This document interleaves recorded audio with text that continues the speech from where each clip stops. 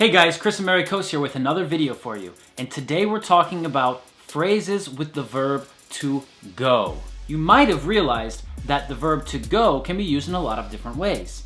Today we're going to talk about that. First of all, we can use the verb to go plus an adjective. Adjective like big, small, black, white, great, terrible, adjectives. So when we use the verb to go plus an adjective, this really means something like become. For example, in the phrases to go crazy or to go wild, or even in some slang phrases like to go Dutch. To go crazy, I think you know what that means. It means to become crazy. Something makes you crazy and you go crazy. When I told him the good news, he went crazy. To go wild means to do something unexpected or to do something a lot or with a lot of emotion. For example, it was his first party and he went wild. So go wild is very similar to go crazy. And to go Dutch describes the situation when two people go out to eat or go to an activity that costs money and each person pays for himself or herself. One person doesn't pay for the other person. They go Dutch. The next phrase with the verb to go is to go to a place. For example, we could say to go to the office, to go to the shopping mall, to go to the library. These phrases describe moving or traveling to a particular place. So this meaning is pretty simple to understand because it's just like the verb go itself. But we do need to remember that when we use the word home, we don't use the word to. In fact, in a lot of languages, the word home is a special word that works a little bit differently than others.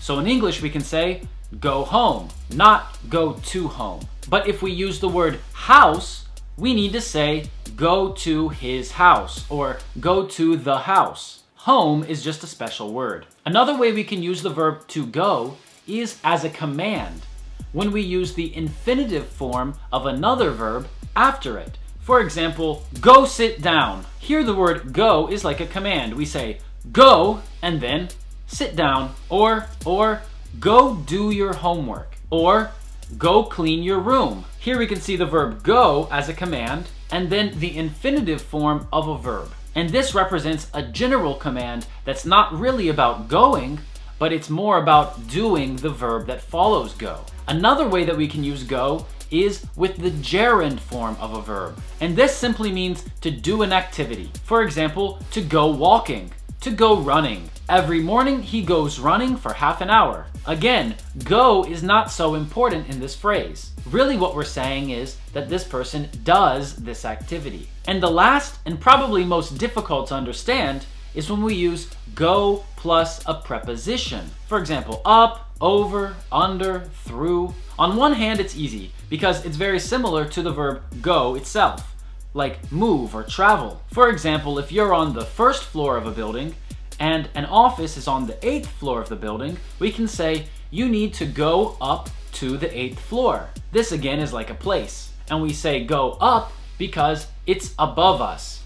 But sometimes when we use go plus a preposition, we're talking about a special meaning of something called a phrasal verb.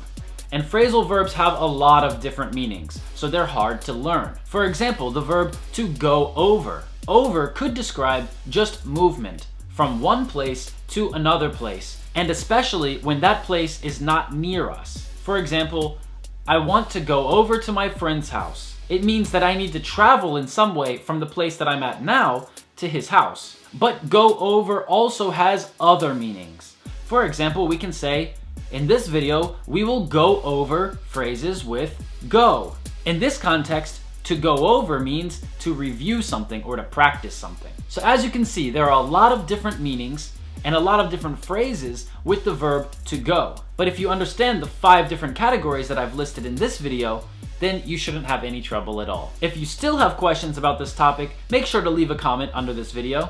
And while you're at it, don't forget to press like and to press subscribe. Thanks for watching my video, and I'll see you next time.